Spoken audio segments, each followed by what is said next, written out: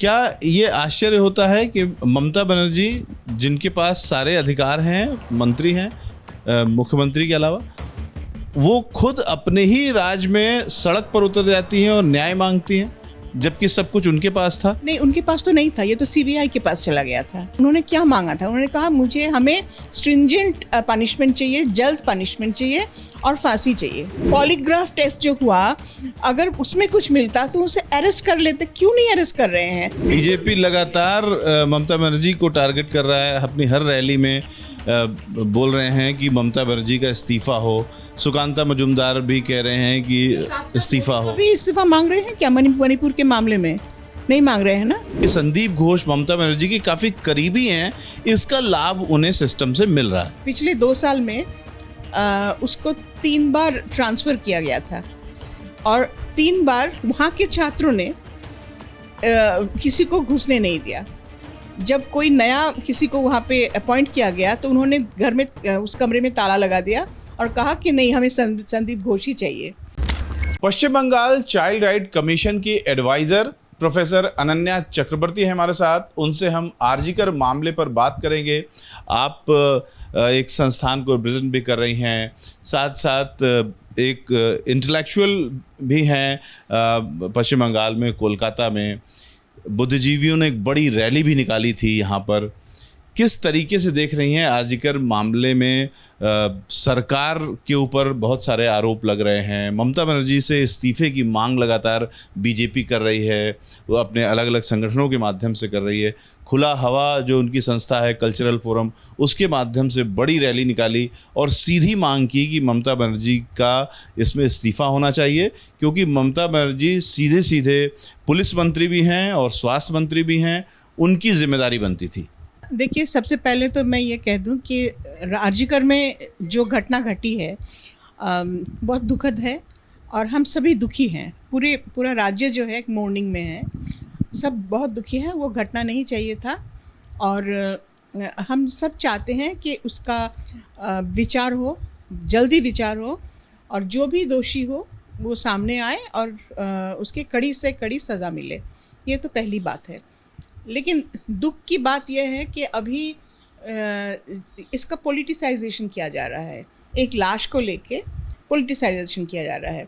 अभी जो आप कह रहे हैं ना कि ऐसे बहुत सारे चीज़ें हो रही हैं जिससे लग नहीं रहा है कि कोई ये सब जो पॉलिटिकल पार्टीज़ है ये विचार चाहते हैं, जस्टिस चाहते हैं। वो इसको मुद्दा बना के मुख्यमंत्री का उसका इस्तीफा चाहते हैं। तो मैं ये 2 बात कहूँगी। एक बात ये कि women are always soft targets. सारे राज्यों में होता है ऐसे रेप का घटना। उत्तर प्रदेश में आमदिन होता है, राजस्थान में होता है, सारे राज्यों में होता है, कम ऊपर नीचे हमेशा होता है। लेकिन हमने कभी नहीं सुना कि उन राज्यों के जो मुख्यमंत्री हैं उनको कोई इस्तीफा देने को कहे, क्योंकि यहाँ पर पुलिस मंत्री भी ममता बनर्जी हैं और स्वास्थ्य मंत्री भी हैं। ठीक है, और इसलिए उनकी पुलिस ने काफ़ी देर से अपना रिएक्शन दिया। सुबेरे की घटना, रात में 12 बजे एफआईआर दर्ज हुई और ऐसी तमाम बातें। नहीं, वो तो देखिए, वो तो हमने सुप्रीम कोर्ट का आपने भी सुना होगा। सुप्रीम कोर्ट में जब हियरिंग चल रही थी तो कपिल सिब्बल जी ने वो पूरा टाइमलाइन दे दिया था कि पहले जीडी हुआ, सुबह जीडी हुआ, उसके ऊपर वो पोस्टमार्टम और ऑटोप्सी हुआ। पूरा ऑटोप्सी और पोस्टमार्टम वीडियोग्राफी किया गया। उसमें आरजीकर के कई स्टूडेंट्स थे, प्रेजेंट थे, उसके माँ बाप प्रेजेंट थे। तो उसके बाद जब रात को बॉडी छोड़ने के बाद जब आयो है वो पुलिस स्टेशन लौटे, वहाँ पे आके उसने केस डायरी लिखा और एफआईआर दर्ज किया। पूरा क्लियर है मामला। पुलिस ने कोई देर नहीं की, कोई भी किसी ऐसा नहीं कोई देर हुआ है। अगर कुछ हुआ है तो हॉस्पिटल। एक आरोप ये भी लग रहा है कि ममता बनर्जी संदीप घोष की, या कहिए कि संदीप घोष ममता बनर्जी की काफ़ी करीबी हैं, इसका लाभ उन्हें सिस्टम से मिल रहा है। देखिए, एक चीज़ बताऊं कि पिछले 2 साल में उसको 3 बार ट्रांसफ़र किया गया था और 3 बार वहाँ के छात्रों ने किसी को घुसने नहीं दिया। जब कोई नया किसी को वहाँ पे अपॉइंट किया गया तो उन्होंने घर में उस कमरे में ताला लगा दिया और कहा कि नहीं, हमें संदीप घोष ही चाहिए। और वही छात्र आज कह रहे हैं कि संदीप घोष नहीं चाहिए। इसका उल्टा ये कहा जा रहा है कि संदीप घोष इतने पावरफुल थे कि ट्रांसफर होने के बाद बार बार आरजी कर में उनका अपॉइंटमेंट हो जाता था। कैसे आए थे वो, बार बार जो आए थे वो कैसे आए थे? क्योंकि वहाँ के छात्र जो हैं, कोई ग्रुप है छात्र की जो उनको छोड़ना नहीं चाहते थे, वो मान नहीं रहे थे कि उसको यहाँ से ट्रांसफ़र हो। नहीं तो ऐसा कैसे हो सकता है कि 2 बार या 3 बार उसको हेल्थ डिपार्टमेंट से ट्रांसफ़र किया गया और उसके बाद भी इतने वहाँ पे जो छात्र हैं इतने आंदोलन में रहे कि उनको health department was forced to bring him back. घटना के बाद इस्तीफा उन्होंने दिया। इस्तीफा के 8 घंटे के अंदर ही उन्हें नेशनल कॉलेज का प्रिंसिपल बना दिया गया। देखिए, उन्होंने एक जगह की प्रिंसिपल के पद से रिज़ाइन किया, लेकिन अगर आप देखेंगे किसी भी गवर्नमेंट सर्विस में, किसी भी गवर्नमेंट सर्विस में सबसे बड़ा पनिशमेंट क्या होता है? ट्रांसफ़र। तो उन्होंने एक जगह से इस्तीफा दिया, उनको दूसरी किसी जगह में ट्रांसफ़र किया गया और ये हेल्थ डिपार्टमेंट से हुआ या कहीं से हुआ, मुझे ये पता नहीं है, क्योंकि मुझे पता नहीं है कि कैसे। 8 घंटे में ही अच्छी पोस्टिंग उनको दोबारा मिल गई, इसलिए कहा जा रहा है कि ममता बनर्जी की काफ़ी करीबी हैं। देखिए, ये तो ममता बनर्जी ही बता सकते हैं या संदीप घोष भी बता सकते हैं कि वो बहुत करीबी है, लेकिन अभी मुद्दा संदीप घोष का ट्रांसफ़र तो है नहीं। आप बनाना चाहते हैं, बना सकते हैं। आरोप चूंकि बीजेपी अपनी बात कह रही है, टीएमसी के लोग कम अपनी बात कह रहे हैं, इसलिए ये आपसे पूछा जा रहा है ताकि जो आरोप लग रहे हैं उनका सीधा सीधा जवाब आ जाए। देखिए, मैं तो टीएमसी की हूँ नहीं, मैं तो कमीशन से हूँ और कमीशन का कोई रंग नहीं होता, कोई कलर नहीं होता। मुझे एक ही चीज़ है कि एक सिटीज़न होने के नाते और एक औरत होने के नाते कि एक औरत, एक जो डॉक्टर थी, यंग प्रॉमिसिंग डॉक्टर थी, उसका बलात्कार हुआ और उसका कत्ल किया गया, बहुत ही हीनियस तरह से उसको कत्ल किया गया और उसको विचार मिलना चाहिए, उसको जो है न्याय मिलना चाहिए, ये मुझे लगता है। और इसके बीच कौन क्या राजनीति कर रहा है मुझे तो कुछ समझ में नहीं आ रहा है, क्योंकि इतना फेक न्यूज़ है चारों तरफ, अब जहाँ भी देखिए फेक न्यूज़ है। और मुझे इसलिए क्या एक बुद्धिजीवी होने के नाते कहीं ना कहीं आप एक बड़े पद पे भी हैं, क्या ये आश्चर्य होता है कि ममता बनर्जी जिनके पास सारे अधिकार हैं, मंत्री हैं मुख्यमंत्री के अलावा, वो खुद अपने ही राज्य में सड़क पर उतर जाती हैं और न्याय मांगती हैं, जबकि सब कुछ उनके पास था? नहीं, उनके पास तो नहीं था, ये तो सीबीआई के पास चला गया था। जब उन्होंने सड़कों पे उतरे तब तो वो सीबीआई के पास चला गया था। उन्होंने क्या मांगा था? उन्होंने कहा हमें स्ट्रिंजेंट पनिशमेंट चाहिए, जल्द पनिशमेंट चाहिए और फांसी चाहिए। यही तो उनका मांग था ना। जब उन्होंने सड़कों पे जब उन्होंने प्रोसेशन, बीजेपी ये कह रही है कि चूंकि उनके ऊपर काफ़ी आरोप पहले लग चुके थे, इसलिए डैमेज कंट्रोल के लिए वो सड़कों पर उतरे। क्या आरोप लगते थे? तो वो क्या खुद जाके बलात्कार किया? क्या उन्होंने किसी को भेजा? संदीप घोष को बचाने की बात है तुरंत। तो ठीक है, अब तो दूध का दूध पानी का पानी हो जाएगा ना। सीबीआई कितने दिनों से उसका इंटरव्यू ले रही है, उनको पूछताछ कर रही है, उसके घर पे चले गए, हाँ, और कुछ क्या नहीं हो रहा है, लेकिन अरेस्ट तो नहीं कर पाए। अगर वो इन्वॉल्व होते तो अरेस्ट कर लेते। ये बड़ी बात आप कह रहे हैं। पहले पॉलीग्राफ टेस्ट जो हुआ, अगर उसमें कुछ मिलता तो उसे अरेस्ट कर लेते। क्यों नहीं अरेस्ट कर रहे हैं? और पहले दिन में कलकत्ता पुलिस के बारे में आप कह रहे हैं बहुत देर से काम किया, लेकिन 12 घंटे के भीतर मेन एक्यूज को उन्होंने अरेस्ट किया और उसके बाद आज तक कोई और अरेस्ट नहीं हुआ। अगर ऐसा है कि कोई और था जिसको बचाने की कोशिश किया जा रहा था, तो फिर सीबीआई क्यों नहीं अरेस्ट करता? अब तो ये सीबीआई के हाथ में है, under supervision of high court and supreme court.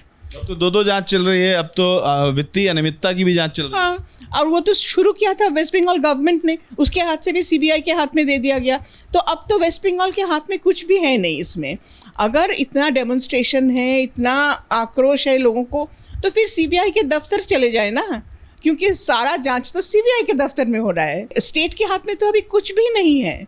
क्या इस घटना से पहले भी आप लोगों ने आरजीकर में कुछ वित्तीय घोटाला हो रहा है या कुछ गलत हो रहा है, कोई रैकेट चल रहा है, इस तरीके की बात सुनी क्या? क्योंकि तमाम बातें हो रही हैं, सेक्स रैकेट चल रहा था, ड्रग्स रैकेट चल रहा था। देखिए, नहीं, हमने तो नहीं सुना। और लेकिन सबसे बड़ी बात यह है कि बहुत सारे फेक न्यूज़ चल रहा है। बहुत सारे फेक न्यूज़ चल रहा है कि सुप्रीम कोर्ट ने क्या कहा, हाई कोर्ट ने क्या कहा, उसकी कपिल सिब्बल ने क्या कहा, और लोग क्या कह रहे हैं, वहाँ पे क्या हुआ था ना हुआ था, जिसको मार दिया गया उसका पेल्विक बोन टूटा हुआ था, कॉलर बोन टूटा हुआ था, सारे के सारे झूठ निकले। और ये जो फेक न्यूज़ है ना, ये हमें लगता है कि यूज़ किया जा रहा है लोगों को भड़काने के लिए। राजनीति हो रही है। बिल्कुल, मैंने कहा था ना, लाश लेके राजनीति हो रही है। एक लाश को लेके राजनीति हो रही है, उसको जस्टिस दिलाने का कोई कोशिश नहीं कर रहा है। कौन कर रहा है राजनीति? ऑपोजिशन। उनको लग रहा है, क्योंकि ऑपोजिशन तो ज़ीरो है यहाँ पे, उनको लग रहा है कि इस एक मुद्दे से हम इस सरकार को हम जो है कॉर्नर कर सकते हैं। सिर्फ बीजेपी कर रही है या सीपीएम भी? सीपीएम भी, दोनों साथ हैं। हम कहते हैं राम बाम। तो अभी ममता जी का नया नारा, as politics as you know, politics has makes strange bedfellows। तो राम और वाम तो बिल्कुल दो अलग आइडियोलॉजी के लोग हैं, लेकिन यहाँ पे because of the necessity of the situation, the compulsion of the situation, दोनों एक साथ हो गए हैं, एकजुट हो गए हैं। राम को राजनीतिक जॉर्गन में लाना या उसमें लाना, नारे में लाना, क्या ये ममता बनर्जी के लिए हिंदू वोट बैंक के लिहाज से उल्टा भी पड़ सकता? अभी तक तो नहीं पड़ा। अभी तो मैं तो हिंदू हूँ, और मुझे नहीं लगता कि इसलिए कोई उनको वोट नहीं देते हैं। इसलिए मुझे नहीं लगता ममता बनर्जी को वोट एक किस्म के लोग नहीं देते हैं, जो कि इंग्लिश स्पीकिंग है, अपर क्लास, अपर कास्ट हैं, क्योंकि वो ममता बनर्जी को अछूत समझते हैं, क्योंकि वो वर्किंग क्लास से हैं। आज तक वो उस स्लम में रहते हैं जहाँ पे उन्होंने बड़ा हुआ, उस स्लम को उन्होंने नहीं छोड़ा, अभी तक अपना लाइफस्टाइल चेंज नहीं किया। अंग्रेज़ी में थोड़ा कमज़ोर हैं, लेकिन जब फ्रेंच प्रेसिडेंट कमज़ोर अंग्रेज़ी में बात करता है, उसके बारे में हम नहीं कहते हैं। लेकिन अगर कोई इंडियन चीफ मिनिस्टर कमज़ोर अंग्रेज़ी में बात करता है, तो उसको लेके हम हंसते हैं, ठीक है। तो उसको बहुत सारे लोग हैं, एक किस्म के लोग हैं जो उनको मान नहीं पाते कि कैसे हो गया ये एक वर्किंग क्लास। अगर राजनीति ही हो रही है तो क्या लगता है कि इस मुद्दे पर बीजेपी फ्रंट फुट पर है और उसको इसका फ़ायदा मिलेगा? मुझे तो नहीं लगता, क्योंकि बंगाल के लोग इतने बेवकूफ़ हैं नहीं। हाँ, शुरू में जब शुरू हुआ था तब इतना फेक न्यूज़ चला था, इतना ज़्यादा भड़काने वाली खबरें आती थी, उसमें हुआ था। लेकिन 14 तारीख रात को जो प्रोसेशन निकला था, जो जस्टिस फॉर तिलोत्तमा करके, उसमें मैं भी शामिल थी। वो बहुत स्पॉन्टेनियस था, क्योंकि उसमें एक ही मुद्दा था कि उसको जल्द से जल्द जस्टिस मिलनी चाहिए। वो तो उसमें तो हम सब एक, इसमें कोई दो बातें हो ही नहीं सकती। बीजेपी लगातार ममता बनर्जी को टारगेट कर रहा है, अपनी हर रैली में बोल रहे हैं कि ममता बनर्जी का इस्तीफ़ा हो। सुकांता मजुमदार भी कह रहे हैं कि इस्तीफ़ा हो। अभी इस्तीफ़ा मांग रहे हैं क्या मणिपुर के मामले में? नहीं मांग रहे हैं ना। और जब national commission for women Bengal में आ जाते हैं इस घटना में, मुझे लगता है शायद मणिपुर जाने का फ़्लाइट का टिकट नहीं मिला होगा, उन्हें टिकट नहीं मिला होगा, इसलिए कलकत्ता आ जाते हैं बार बार। तो मणिपुर में तो एक बार भी नहीं गए। जब जंतर मंतर में जब वो जो रेसलर्स वहाँ पे प्रोटेस्ट कर रहे थे, ना NCW के कोई गए, ना स्मृति ईरानी जी गए, ना कोई गए, ना किसी ने एक भी शब्द कहा, ना उन्होंने किसी ने उनका सहारा बना। क्यों? तो राजनीति यहाँ कौन कर रहा है, किस कारण कर रहा है? और ये तो जाहिर है कि अपोजिशन राजनीति करेगी, ठीक है, दैट इज़ फाइन कि आप राजनीति कीजिए, पर एक लाश को लेके आप कितनी देर तक राजनीति करेंगे और कितना झूठ फैलाएंगे? एक थोड़ा तो शर्म कीजिए। CBI की जांच चल रही है, उम्मीद करें कि जल्द सच सामने आएगा। बिल्कुल, हम तो चाहते हैं कि लोग CBI के दफ्तर के सामने जाके धरना दें कि जल्द से जल्द बताइए क्या होगा, क्योंकि CBI का ट्रैक रिकॉर्ड तो अच्छा नहीं है। सुशांत सिंह राजपूत का मामला तो आज तक सॉल्व नहीं हुआ। कोई भी केस अगर उनके पास जाता है तो उनका तो सक्सेस रेट है 2%।